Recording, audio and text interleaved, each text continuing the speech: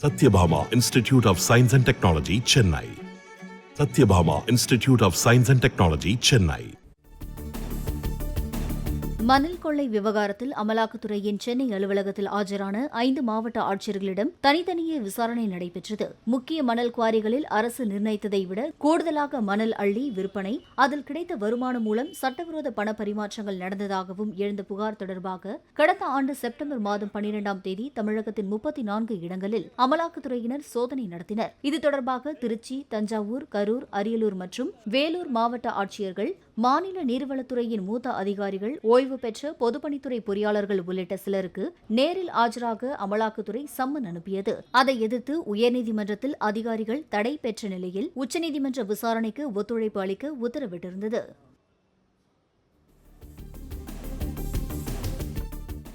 வருமானத்திற்கு அதிகமாக சொத்து குவித்த வழக்கில் முன்னாள் சார்பதிவாளர் மற்றும் அவரது மனைவிக்கு தலா 5 ஆண்டுகள் சிறை தண்டனை விதித்த திருச்சி சிறப்பு நீதிமன்றம் அவர்களின் 100 கோடி ரூபாய் மதிப்பிலான சொத்துக்களை பறிமுதல் செய்ய உத்தரவிட்டது. தமிழ்நாட்டின் பல்வேறு பகுதிகளில் 1989 முதல் 1993 வரை சார்பதிவாளராக பணியாற்றிய ஜானகிராமன் தனது பெயரிலும் மனைவி வசந்தி பெயரிலும் சொத்துக்களை வாங்கி குவித்ததாக வழக்கு தொடுக்கப்பட்டது. 20 ஆண்டுகளை தாண்டி நடந்து வந்த இந்த வழக்கில் தீர்ப்பளித்த திருச்சி ஊழல் தடுப்பு மற்றும் சிறப்பு நீதிமன்ற நீதிபதி வருமானத்தை விட 98% அதிகமாக ஈட்டியிருப்பது உறுதியாகியுள்ளதாக கூறி கணவன் மனைவிக்கு தண்டனை அளித்தார். சென்னையை அடுத்த புழல் வட்டார வளர்ச்சி அலுவலகத்தில் 9 மணி நேரம் சோதனை நடத்திய லஞ்ச ஒழிப்புத் துறையினர் கணக்கில் வராத 1,11,000 ரூபாயை கைப்பற்றியுள்ளனர். சாலை பணிகளுக்கான டெண்டர் விடுவது, செய்து முடிக்கப்பட்ட பணிகளுக்கு காசோலை வழங்குதல் போன்றவற்றுக்கு அதிகாரிகள் லஞ்சம் பெறுவதாக வந்த புகாரின் அடிப்படையில் இந்த சோதனை நடத்தப்பட்டது. முக்கிய ஆவணங்களை கைப்பற்றிய அதிகாரிகள் வட்டார வளர்ச்சி அலுவலர் மணிசேகர் மற்றும் அலுவலக மேலாளரிடம் தனித்தனியாக விசாரணை நடத்தினர்.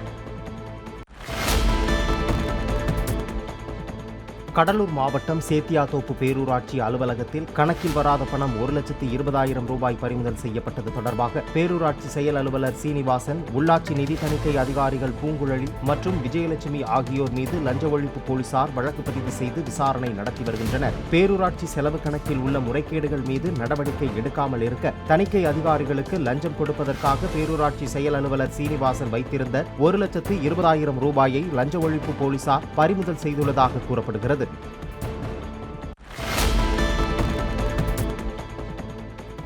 தரங்கம்பாடி அருகே திருக்கடையூர் அமிர்தகடேஸ்வரர் கோவில் தெப்போற்சவ திருவிழாவில் திரளான பக்தர்கள் கலந்து கொண்டு வழிபாடு நடத்தினர்.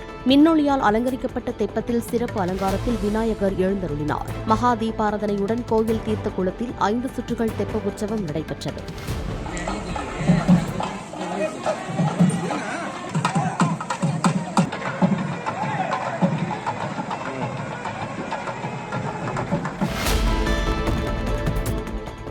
வேலை தேடும் இளைஞர்களை குறிவைத்து ஆன்லைனில் லட்சக்கணக்கில் பண மோசடியில் ஈடுபட்டதாக சேலத்தைச் சேர்ந்த 2 பேரை ஈரோடு மாவட்ட சைபர் கிரைம் போலீசார் கைது செய்தனர்.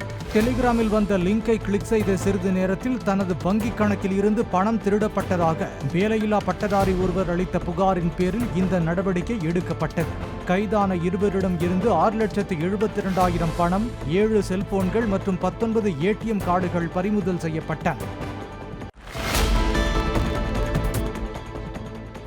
மதுரை சித்திரை திருவிழாவின் 7ஆம் நாள் நிகழ்வாக திவான் ராமராயர் மண்டபத்தில் இருந்து புறப்பட்ட அழகர் ஆழ்வார்புரம் வைகை ஆற்று பகுதியில் உள்ள மண்டக படிகளில் அனந்தராயர் பல்லக்கில் ராஜாங்க அலங்காரத்தில் மீண்டும் எழுந்தருளினார்.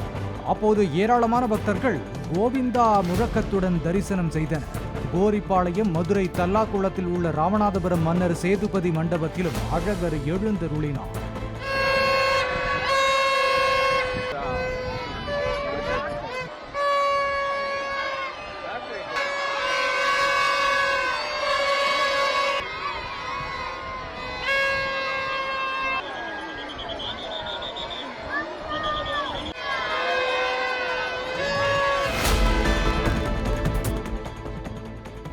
திருச்சி சமயபுரம் மாரியம்மன் கோயிலில் கடந்த 7 நாட்களில் 68 லட்சம் ரூபாயை பக்தர்கள் உண்டியல் காணிக்கையாக செலுத்தியதாக கோயில் நிர்வாகம் தெரிவித்துள்ளது. இது தவிர 1897 கிராம் தங்க நகைகளும் 2.5 கிலோ வெள்ளிப் பொருட்களும் காணிக்கையாக செலுத்தப்பட்டுள்ளன. ராசிபுரம் வரதராஜ பெருமாள் கோவிலில் சித்திரை தேர் திருவிழாவை முன்னிட்டு நூற்றுக்கணக்கான ஆண்களும் பெண்களும் தேரை வடம் பிடித்து இழுத்தனர். தேரோட்டம் நடைபெற்ற கடை வீதியில் பக்தர்கள் பூக்கரகம் எடுத்து நடனமாடினர்.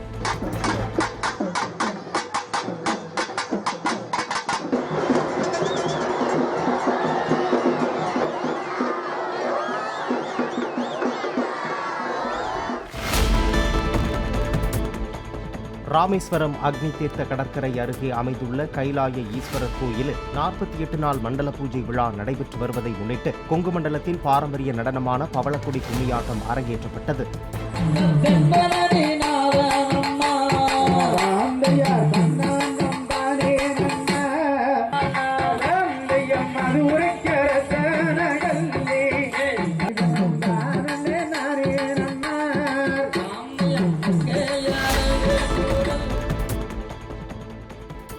சென்னை சென்ட்ரல் ரயில் நிலையத்தில் தள்ளாடியபடி நடந்து சென்ற இளைஞரை சோதனையிட்ட போலீசார் டிராவல் பேக்கில் அவர் வைத்திருந்த சுமார் 7000 வலி நிவாரணி மாத்திரைகளை பறிமுதல் செய்தனர். தமிழகத்தில் மருத்துவரின் பரிந்துரையின்றி வலி நிவாரணி மாத்திரைகளை விற்க தடை விதிக்கப்பட்டுள்ளதால் மனோஜ் என்ற அந்த இளைஞன் ஹைதராபாத்தில் இருந்து அவற்றை குறைந்த விலைக்கு வாங்கி வந்து போதை ஆசாமிகளுக்கு விற்று வருவது தெரியவந்துள்ளது.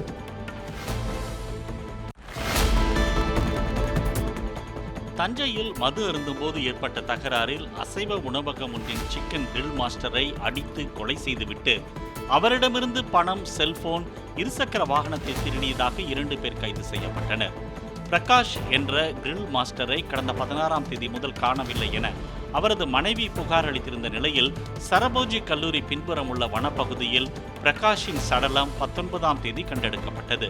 அப்பகுதி சிசிடிவியை ஆய்வு செய்ததில் ஆட்டோ ஓட்டுநரான தமிழ் நீதி பிரகாஷை இருசக்கர வாகனத்தில் அழைத்து சென்றதும் அவரது நண்பர் பிரவீன் பைக்கில் பின்தொடர்ந்து சென்றதும் தெரியவந்தது.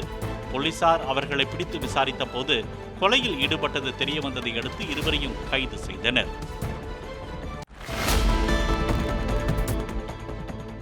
மருதமலை சுப்பிரமணிய சுவாமி கோவிலின் உபகோவிலான கரிவரதராஜ பெருமாள் கோவிலில் அம்மனின் தங்கத்தாலியை திருடியதாக அர்ச்சகர் கைது செய்யப்பட்டார். நகைகள் சரிபார்ப்பு பணியின் போது அம்மனுக்கு அணிவிக்கப்படும் தாலி போலியானது என தெரிய வந்ததை அடுத்து அர்ச்சகரான ஸ்ரீ வாத்சாங்கனிடம் அதிகாரிகள் விசாரித்த போது தாலியை திருடியதை அவர் ஒப்புக்கொண்டதை தொடர்ந்து கைது செய்யப்பட்டார். Satyabhama Institute of Science and Technology, Chennai. Satyabhama Institute of Science and Technology, Chennai.